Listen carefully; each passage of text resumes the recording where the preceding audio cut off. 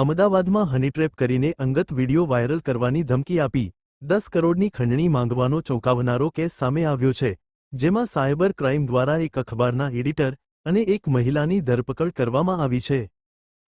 એમનો આજથી 4 થી 5 મહિના પહેલા જે પકડાયેલા આરોપી છે એમને એમની જાણ વગર અને એમની સંમતિ વગર એક અંગત પડવાનો વિડીયો, ઓબ્જેક્શનેબલ વિડીયો છે એ બનાવી અને ત્યારબાદ જે ફરિયાદીનો છે એને રિસન્ટલી એનો કોઈ અનનોન નંબરથી પહેલા એક વન ટાઈમ સી કરીને આ વિડીયો મોકલવામાં આવ્યો હતો અને પછી એનો સંપર્ક કરીને કહેવામાં આવ્યો હતો કે આપની એક મેટર આવી છે,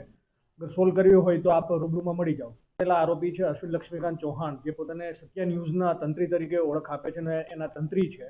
એમને ફરિયાદીનો સંપર્ક કર્યો હતો અને ફરિયાદીને રૂબરૂમાં મળી એના મોબાઈલમાં એક વિડીયો દેખાડ્યો હતો અને કહ્યું હતું એમને કહ્યું હતું કે આપ 7 કરોડ રૂપિયા આપો, નહીં આપો તો 24 કલાકમાં આ વિડીયો છે સોશિયલ મીડિયામાં વાયરલ થઈ જશે। એ આરોપીની ધરપકડ કરવામાં આવી છે, જેમાં પ્રથમ આરોપી છે એ અશ્વિન લક્ષ્મીકાંત ચૌહાણ છે, પોતે સત્ય ન્યૂઝના તંત્રી છે અને નેશનલ એનસીપી જે પાર્ટી છે એના ગુજરાત પ્રદેશના ઉપપ્રમુખ છે। આ ઉપરાંત બીજા જે આરોપી છે જે સુનિતા ઉર્ફે એની રાજપૂત, એ આ જે ષડયંત્રના મુખ્ય માસ્ટરમાઇન્ડ છે। આ વિડીયો જે છે એમના ઘરે જ એમને એક સ્પાય કેમેરો લગાવીને બનાવેલો હતો અને એક એમના બોયફ્રેન્ડ જે હાલમાં ફરાર છે પરમજીત સિંઘ ઉર્ફે બિન્ની સિંઘ,